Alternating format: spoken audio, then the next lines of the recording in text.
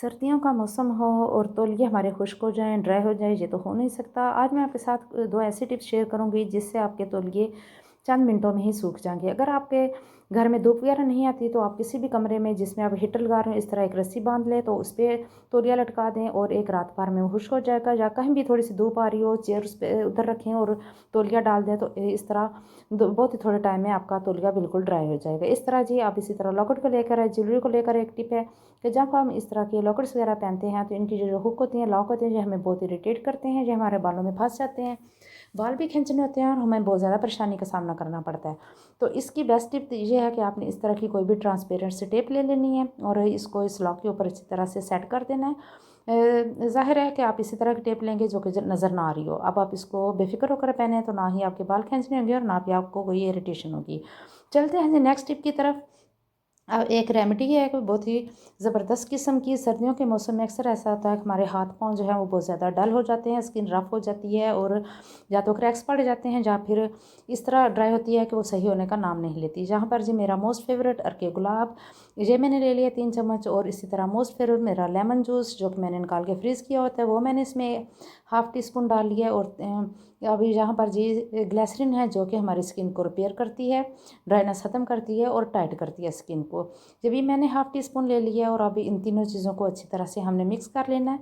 और ये इतनी अच्छी और कामयाब रेमेडी है कि अगर आप इसको मुसलसल इस्तेमाल करें तो आपके हाथ पाँव बिल्कुल सॉफ्ट हो जाएंगे, गुलाब की तरह नरम और मुलायम हो जाएंगे।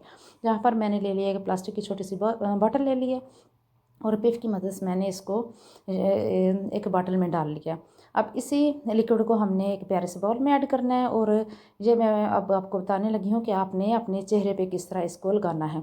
1 टीस्पून मैंने बेसन ले लिया है। बेसन जो कि बहुत ही ज़्यादा अच्छा होता है स्किन के लिए, ये हमारे स्किन को बहुत ज़्यादा बेनिफिशियल है स्किन के लिए। और इस तरह ये बादाम का रोगन बादाम है, ये इसको हमने अच्छी तरह से इसमें मिक्स कर लेना है। सारी चीज़ें जब मिक्स हो जाएंगी तो यकीन जाने ये इतनी अच्छी रेमेडी बनती है कि आपको किसी भी बाज़ारी क्रीम की ज़रूरत नहीं रहेगी, ना ही किसी लोशन की और ना ही किसी ऑयली क्रीम की ज़रूरत रहेगी कि आप अपनी स्किन को ऑयली कर सकें। यहाँ पर जो आपने फेस पे लगाने के लिए जो मैं आपको बता रही हूँ, अपने फेस पे लगा लेना है और अच्छी तरह इसको स्प्रेड कर लेना है। जब ये 10 से 15 मिनट लगा रहेगा तो ये ड्राई हो जाएगा और इसको वॉश करने से पहले आपने थोड़ा सा पानी लेना है, चेहरे पे लगाना है और थोड़ी सी आपने इस तरह स्क्रबिंग करनी है और चेहरे को सादे पानी से वॉश कर लेना है। यकीन जाने है एक ही बार की ट्राई से आपको वाज़ेह फ़र्क महसूस होगा। अभी मैं आपको हाथ जो है अपने वॉश करके दिखाती हूँ। जी देख सकते हैं आप मेरे हाथ कितने सॉफ्ट हो चुके हैं, स्किन शाइनी हो चुकी है।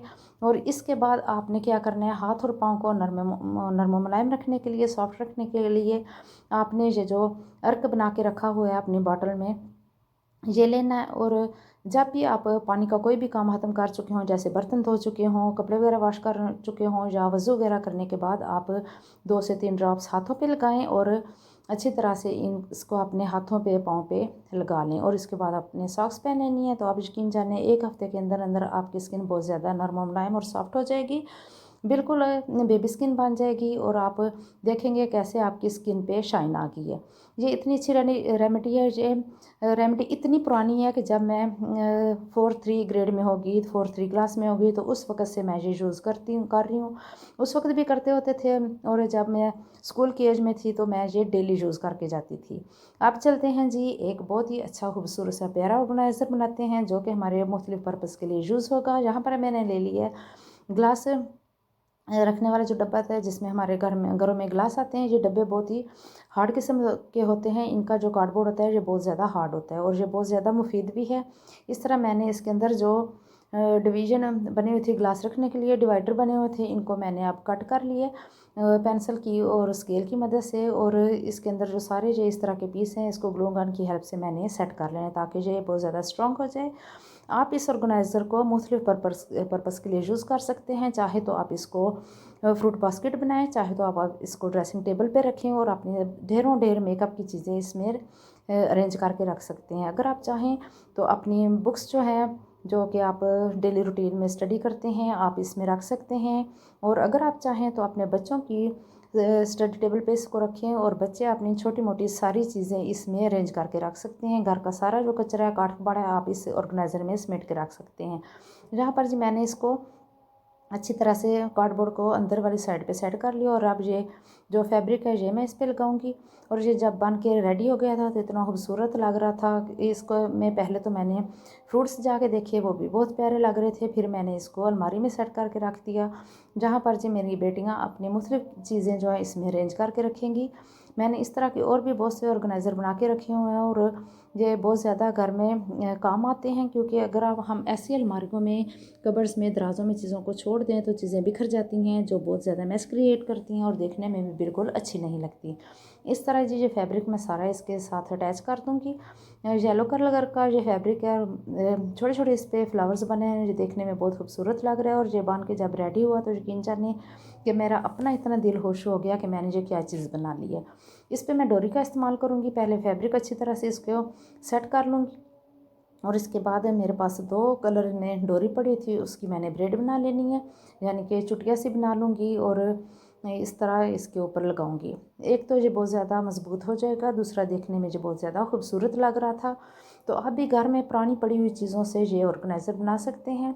ये कार्डबोर्ड जो होता है ये बहुत हार्ड होता है, ग्लास बॉक्स जो होता है इसको आप बिल्कुल भी फेंकने का मत सोचें। और इससे आप मुख्तलिफ रैक भी बना सकते हैं, वो भी इंशाल्लाह किसी अच्छी सी वीडियो में मैं आपके साथ शेयर करूँगी। इस तरह मैंने एक कार्डबोर्ड का पीस लिया और उसके ऊपर ये फैब्रिक लगा के इसकी बेस में सेट कर दिया, ताकि ये और ज़्यादा मजबूत हो जाए। इस तरह जी आप मैंने डोरी को 3 हिस्सों में कट कर लिया, और इसकी इस तरह से मैंने चुटिया बना लेनी है।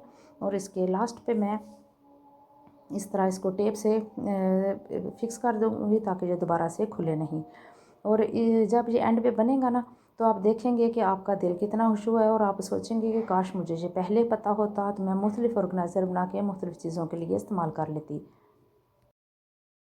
बहुत से मेरे जानने वाले कहती हैं कि आप कैसे इतना ज़्यादा टाइम निकाल लेती हैं अपने घर के कामकाज में से, फिर आप इस तरह की चीज़ें बनाती हैं। लेकिन वो कहते हैं ना कि शौक़ का कोई मोल नहीं होता, यानी कि शौक़ की कोई कीमत नहीं होती। और मुझे तो घर को ऑर्गेनाइज़ करना और घर का बिखेड़ा समेटना बहुत ज़्यादा अच्छा लगता है। मुझे बिखरा हुआ घर बिल्कुल भी अच्छा नहीं लगता, मैसी घर मुझे बिल्कुल पसंद नहीं है। तो मैं इस तरह से अपने टाइम को वेस्ट नहीं करती हूँ, और इस तरह चीज़ें बनाती रहती हूँ अक्सर, और अपने घर की ऑर्गेनाइजेशन करती रहती हूँ। और बेस्ट चीज़ भी औरतों के लिए यही होती है कि वो अपने घर की तरफ तवज्जो दें, अपने बच्चों को, अपने हस्बैंड को प्रॉपर टाइम दें, उनकी तरफ तवज्जो दें, बजाय इसके कि हम मुख्तलिफ गप्पों में, मुख्तलिफ गिब्तों में अपना टाइम वेस्ट करते रहें, जिसका हमें गुनाह भी मिलता है और हमारा टाइम भी वेस्ट होता है। इस तरह जी मैंने सारी डोरी को इसके ऊपर अच्छी तरह से ग्लू गन की हेल्प से सेट कर ली है। और आप यकीन जानें कि ये आप फील कर रहे होंगे कि जो बहुत ज़्यादा इस पर टाइम लग गया, नहीं ऐसा बिल्कुल नहीं है। ये मैं आज ही ग्लास लेकर आई थी बाज़ार से, 2 सेट मैं लेकर आई हूँ। दर्जन ग्लास लाई थी, तो ये उनके कार्डबोर्ड जो है मैंने फेंकने की बजाय या किसी साइड पे रखने की बजाय मैंने फ़ौरन से ये ऑर्गेनाइज़र बनाना शुरू कर दिया। सारी चीज़ें घर में पड़ी हुई थी, क्योंकि पहले भी मैंने कई किस्म के ऑर्गेनाइज़र बनाए हैं और उनमें ये चीज़ें इस्तेमाल हो रही थी ना, मुझे तो बाज़ार से कुछ भी नहीं लाना पड़ा। तो इस तरह मैंने तकरीबन आधे घंटे के अंदर अंदर ये सारा ऑर्गेनाइज़र बना के रेडी कर लिया। और फिर मुझे जब मैंने इसमें अपने चीज़ें अरेंज करके रखी, तो मुझे डबल खुशी। एक तो ये कि मैंने अपनी घर में पड़ी हुई चीज़ों से इसको ऑर्गेनाइज़ किया, और दूसरा ये कि मैंने ग्लास के जो बॉक्स हैं इनको ज़ाया नहीं किया। ऊपर वाली साइड पे मैंने इसके हैंडल लगाए हैं और एक शाइनिंग वाली लेस लगा दी। आप देख सकते हैं कि फ्रूट पड़े हुए कितने खूबसूरत लग रहे हैं। अगर आपको वीडियो पसंद आए प्लीज़ कमेंट्स में ज़रूर बताइएगा।